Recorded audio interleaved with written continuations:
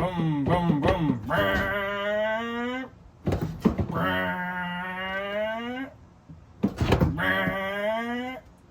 Man, I wish there was something that would let me shift faster.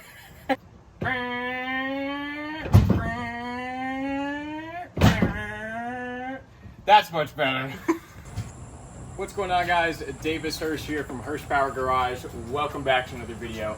Today we're going to be showing you all the installation of the newest edition of the Coolerworx short shifter.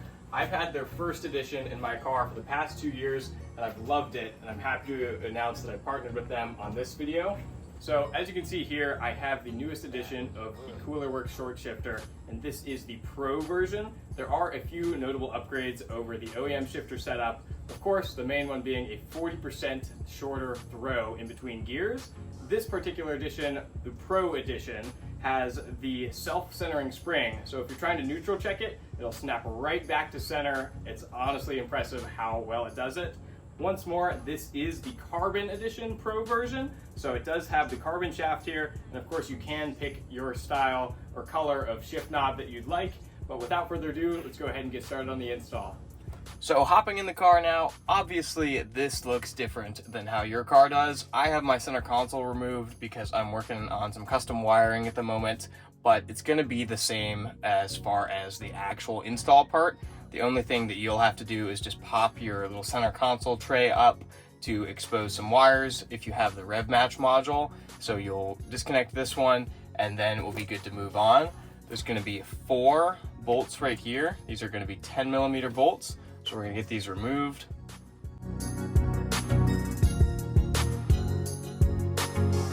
So once we've got the shift knob removed, if you are having trouble with the OEM shift knob removal and you don't want to damage it, I also have a video on how to get that off on my channel, which will be linked in the description below. But like I said, afterwards, we're gonna have this little rubber boot here, and there are gonna be 3 screws underneath it, or I should say bolts. So there'll be 2 10s here that are gonna be even, and then just 1 more 10 on the front side. And so once again, we're gonna get our 10mm and get these out.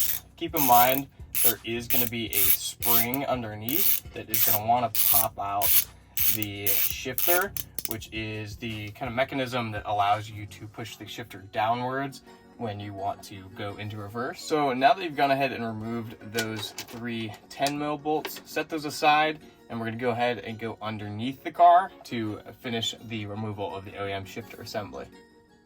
First things first, what we're gonna go ahead and do is lower this transmission brace so that we can have the transmission just tilted down a little bit so that we will have more accessibility to all the hardware up in there. Mine looks a little different since I'm running an aftermarket exhaust, but what you're gonna have first is 4 14mm bolts. So before we lower this, what we're gonna go ahead and do is support it with the jack, and then we'll be good to start removing it.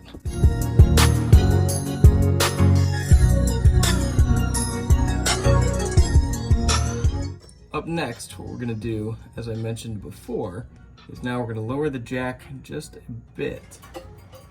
So the transmission begins to drop down just to give us an inch or 2 of space, but that's good. I'm gonna tighten the jack, and now I will be able to get this piece off if needed. This will be just 2 12mm right here, and then we will be able to have more space to get that done. So continuing underneath the car, this is where it's gonna be different for everyone. I'm running a full Motordyne setup, so my Y pipe is a little bit more invasive than the OEM Y pipe. As a result, I had to remove the OEM transmission brace as well as the poly trans mount. If you do want to see a transmission mount install, I will have a video on that available soon on my channel.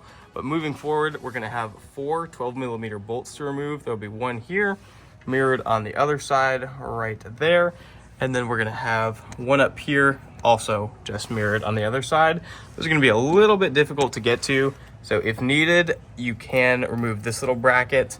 There will be 3 12mm bolts to get to in there. And then once you have those loose, you will have to disconnect the 12mm bolt right here. Once that's threaded out, you will be free to remove the shifter assembly through the top of the car, and you will have to wiggle this down kind of outside You can wiggle it around the drive shaft. It honestly all depends on what exhaust setup you're running.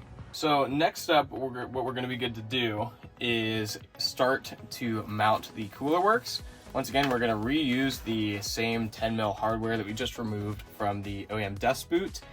This right here is going to be that section where the 12mm bolt that was underneath the car connected to the shift fork, as you can see here. This is going to thread into here once more, just like usual. But first, we're going to get this set here. And as you can see, these are not perfect circles right here. So this is allowing us essentially to dial in exactly where we want the shifter. So let's say you want it to go as far forward as possible. We can slide it in there and still thread the bolts in. But let's say you have something sticking out like a larger head unit up here. We can allow it to slide back a little bit. It's obviously going to be all up to you, but I'm just going to put it in the middle and kind of loosely thread it in before going underneath the car and connecting that 12mm so that we are going to be kind of set in place so that I can start tightening things down. So next up, we are back underneath the car. This is the Coolerworx setup. This is how it goes in. You will just have to kind of mirror these together so that the bolt hole is visible, obviously going all the way through. I'm gonna put just the tiniest bit of blue Loctite on the threads of my bolt before I go ahead and thread it in. So now, as I mentioned, we're gonna go ahead, get that inserted in there.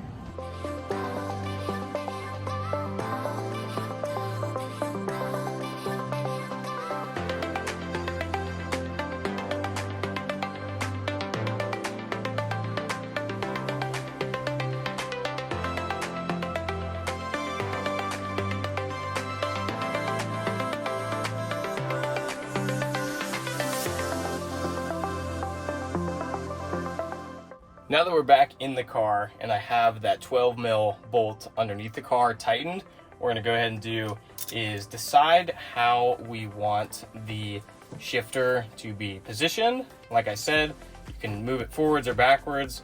I think I am going to kind of keep it centered like I had it before, but either way, this will be a very easily adjustable thing if I decide I change my mind on the positioning. But with that said, we are going to go ahead and tighten down these 10mm bolts.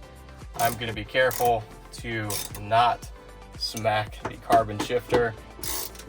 I'm going to tighten them down with a bit of a star pattern just to be safe.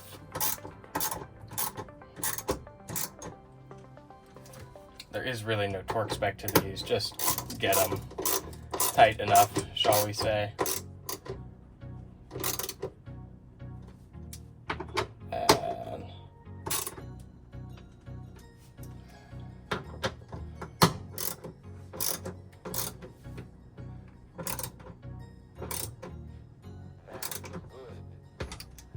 so with that said, now you can see, look how much that snaps right back to center. So now what we're going to go ahead and do is install the lockout pins, and we'll be good to kind of finish everything up and take it for the first drive. Now that we have the shifter base plate mounted, I have decided that I wanted to kind of mask off this section because we're going to be moving on to the set screws. So as you see here, you'll have 4 large screws and then the 4 smaller ones. The large ones are going to thread in on the sides of the shifter, and then once you have the basically distance threaded in that you want, you're going to use the top inserts to screw the smaller ones in and tighten them down. So the reasoning behind set screws is to allow you to lock in or lock out gears. So right now I just threaded the main set screws in, as you can see here, and I want to give an example of why these are there. So let's say we push it over into first, it'll move just a little bit, but let's say we try to push it over into 5th gear, look how much it moves. So that's going to be so much movement that, let's go back to 1st gear, I push it all the way to the left, it'll go up into 1st. If I do the same for 5th, I push it all the way over, I can't go forward into 5th gear. So the lockout screw is what we're going to do is going to be used for, I'll move it over a little bit and find 5th gear. And now what we're going to do is tighten these screws to where it will be touching the little pin right here. And there's going to be a separate one for reverse lockout. So when I lift this up, as you can see, that moves. And so you're going to have to adjust these independently. So right now we have the car in neutral. As you can see here, the set screw on the left or on the right on your screen is going to be correctly adjusted. So right now I'm going to put it into 1st gear. As you'll see, it just barely contacts the metal cylinder in the middle. So we're going to mirror it for the 2nd set screw right here. And this is going to be a bit of trial and error, but we're going to take the larger Allen key supplied by Coolerworx. And as you can see, it now is just barely touching the metal cylinder. So we're going to get that touching, do a little bit of a reverse turn just that we're not rubbing on it. So once again, I'm touching, I can feel it pulling against it, and we're going to reverse it a little bit. We're not going to use the mini set screws on top yet because we still have to adjust the other side over here.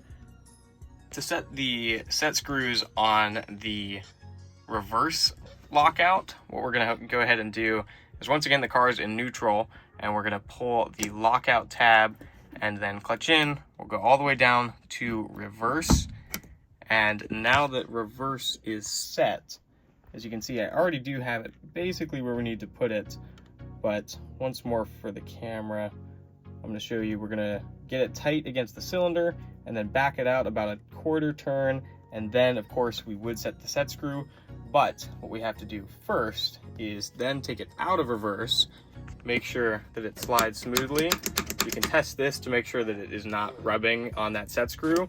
We're going to pop it out of reverse, go down into 6th gear, and then we're going to set the 2nd set screw closer to you. And we're going to repeat the steps where we touch the cylinder just like that. Do a little bit of a back off just to make sure everything is still sliding properly. And then we'll test it a couple more times off camera, and then we'll be able to set the set screws in to grab the larger screws to prevent them from backing out. So as you can see on the other side, we've already got the set screws already screwed in. So we're gonna do the same right now for the driver's side. I'd highly recommend to set the set screw on the Allen head before you try and thread it in, because I've dropped quite a few of these already, and you're just gonna get the thread started pretty easily. Obviously there is no torque spec for these. We're gonna get them tight just like that, and I'm gonna do a little bit more of a turn. I'd say just about a 1/4 or 1/2 turn after you're feeling contact. Once again, I got the 2nd one on. You're gonna guide it in, get the first threads slowly, just like that, and we will be good to go. So once again, once more 1/4 turn. And actually, so here's a good thing. I just felt a little bit of resistance when I was pulling this tab. So this tells us that we need to loosen this one and back out the lower spring just a tiny bit. So just loosened it, I'm gonna back that out. You see how it clicked just like that? So now that's how I know that I'm gonna re-tighten the top spring, and we're good to go. Thanks for watching, guys. I hope y'all did enjoy today's video. I also want to give a big thank you for Coolerworx once more for helping us out with this video. If you do want to see the driving review of this shifter, I'll have that linked in the description below, and I appreciate all the support lately on my videos. Thanks, guys. We're live.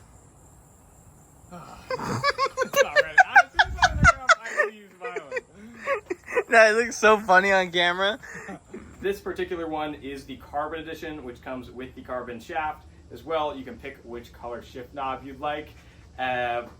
Dude, he just threw. He freaking threw and he knows it. I laughed at shaft.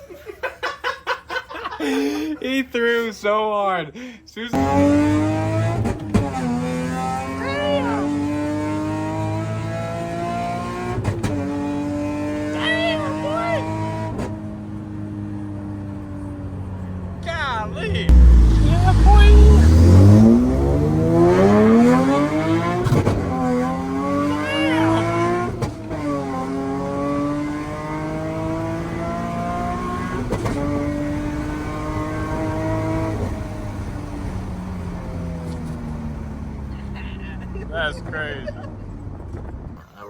live again. Dude, I can't.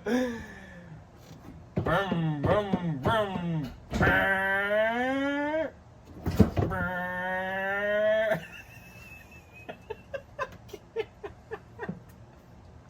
I can't do that. We're live.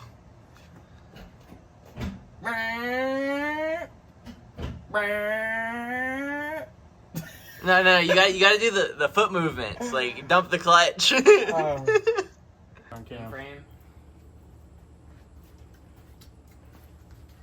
Are we live? Yeah, we're live. Live on the set.